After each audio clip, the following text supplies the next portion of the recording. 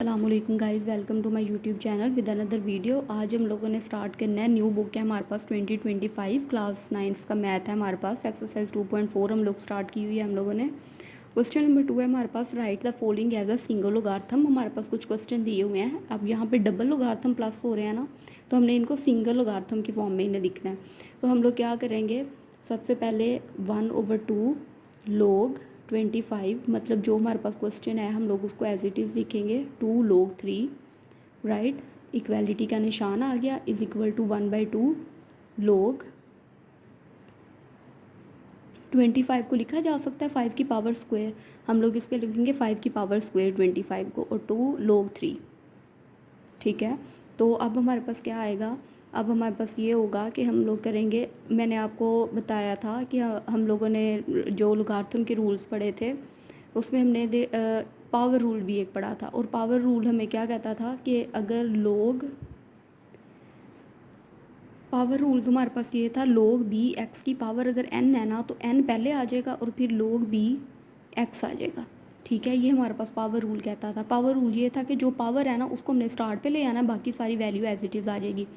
बिल्कुल इसी तरह हमने क्या करना है कि हमने ये वाला जो ये रूल, यहाँ पावर रूल यूज़ हो रहा है, पावर में चला गया ना, स्क्वायर पावर में चला गया, तो हमने इसको सबसे पहले ये मल्टीप्लिकेशन का इस तरह निशान लगा के हमने 2 को स्टार्ट में लिख लेना है और log 5 एज इट इज़ आ जाना है, क्योंकि यहाँ पे पावर रूल यूज़ हो रहा है, ये वाला रूल, ठीक है। तो पावर स्टार्ट में आ जाएगी, बाकी सारी वैल्यू एज इट इज़ आ जाएगी। 2 स्टार्ट में आ गया और बाकी सारी वैल्यू एज इट इज़ आ गई, प्लस 2 log 3, राइट।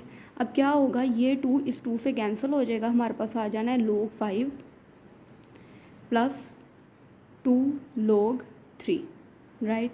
अब हम क्या करेंगे,